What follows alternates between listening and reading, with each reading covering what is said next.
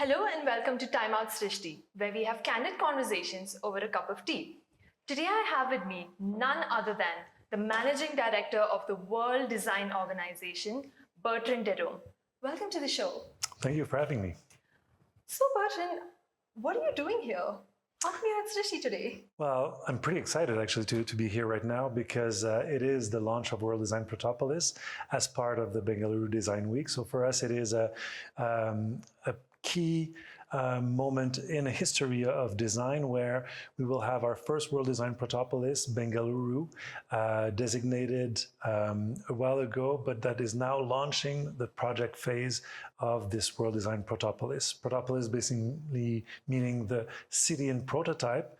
So it's exciting to see what type of project they're deciding to work on, what the ambition that they have, and how they want to transform and have impact in Bengaluru thanks to design. Wow, that's quite the large endeavor. I had a question. So we know that design is an ever evolving or kind of dynamic thing. It kind of needs to keep up with a world that's constantly changing. And we have new design trends coming in as often as any other day may have. But are there any emerging trends which particularly stand out to you, which you find most exciting or impactful? Well, I'll use maybe the history of ICSID, now WDO, to kind of illustrate some of the evolution that we've seen and some also of the constants that we see within the design profession. ICSID, the International Council of Societies of Industrial Design, was founded in 1957. Back then, a lot of the work of the association was to promote traditional industrial design, typically product design, where we were in a phase of industrializing what was a lot of craftsmanship before the industrialization age. Through time, we've seen that practice has evolved, and the design process, this user design process of addressing issues that we have as human citizens, family members, kids, adults, all those issues that we're facing that designers tend to solve. We use the same process, whether we're now in addressing user experience, service design, system design. Governments are hiring more and more industrial designers to develop better public services because designers that learn the design process, this user design process, have this capacity of bringing the right people around them to address the issue they're trying to solve. So whatever the problem is, whatever the solution might be, physical, a digital app, or a service, whatever the field we're in, it's basically the same approach and mindset that we're applying, and this capacity of designers to regroup the right experts around the table, the right stakeholders around the table to understand the problem on one side and to identify solutions that will be prototype, tested, improved, and then implemented and scaled into solutions. So we do see a lot of evolution with now new technologies. We see that designers are working in the field of user experience, using AI to interact in many different ways with physical and digital environments. But somewhere behind that, the mindset, this human-centered process remains quite of a constant. Another trend that I would like to add is this concern for sustainability. It sometimes feels like a new trend because it gets more and more visibility on the information stage. We talk a lot more and more about climate change, about some local environmental issues where we see some ecosystems being impacted.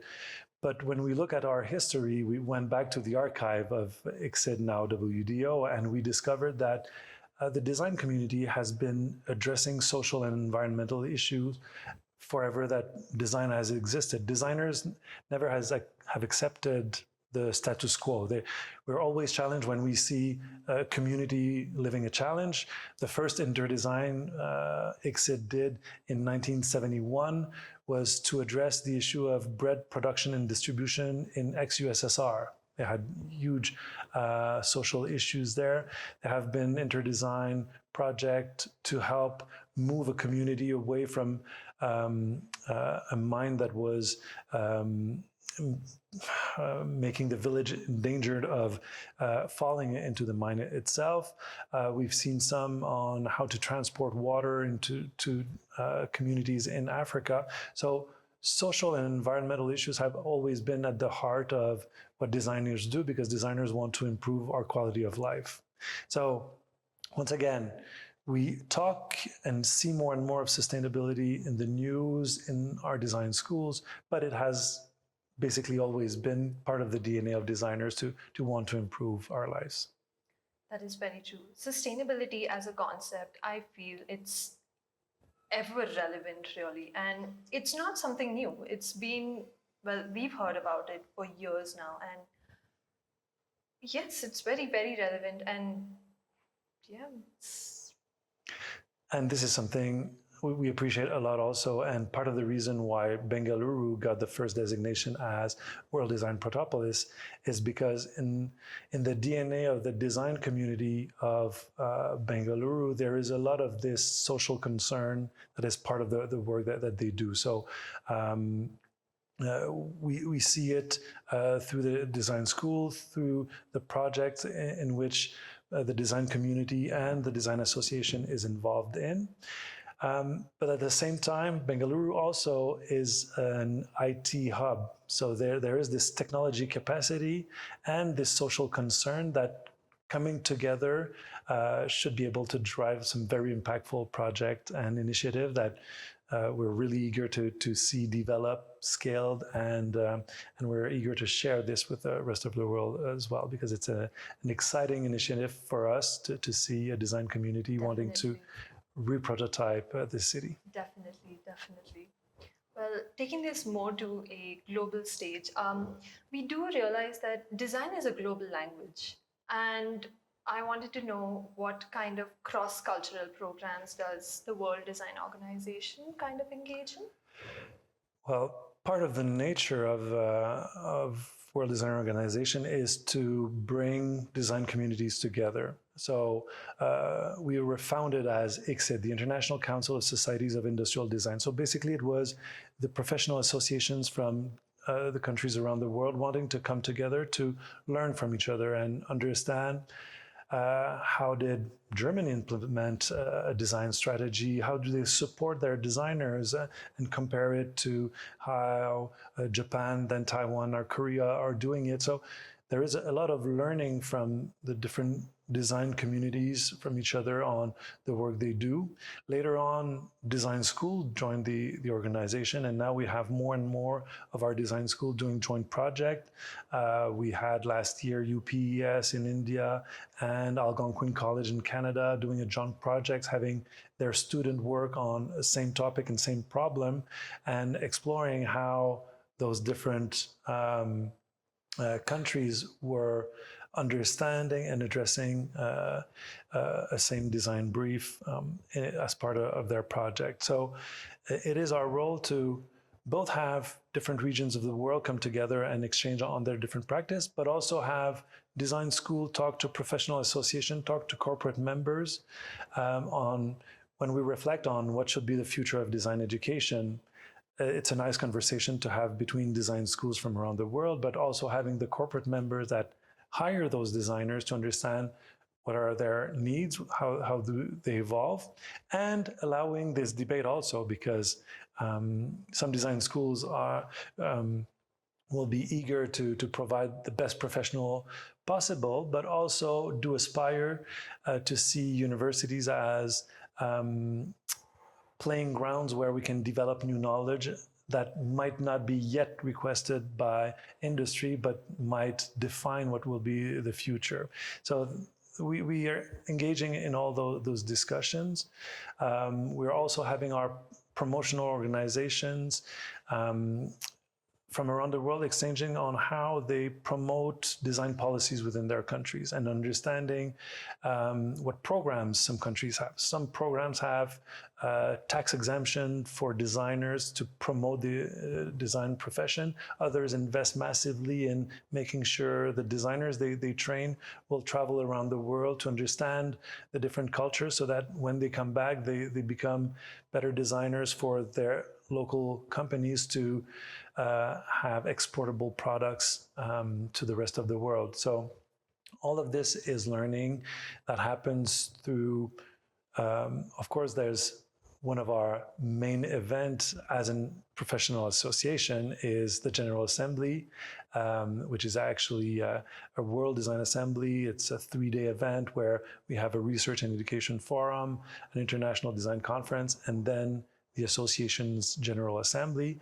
This is the great platform where every 2 years the members meet together to exchange and discuss how they have the design profession evolve. And we have a lot of local events where we're always eager to invite our international community to local events. Like a program like World Design Protopolis, we definitely hope to attract designers and stakeholders from around the world, whether they come from educational institution, corporate world, to come see, learn, and contribute to what will be initiated here as part of the program.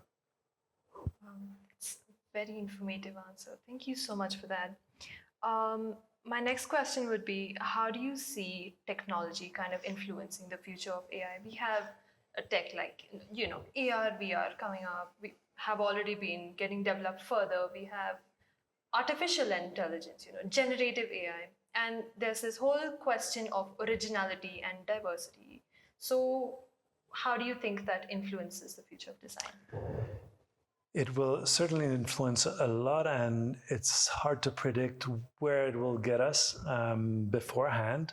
I do feel the design community is pretty eager to explore the possibilities of AI. We already see design students, design schools, as well as corporate members using AI in their everyday work to accelerate and multiply some of their capacity in some of the phases of the design process.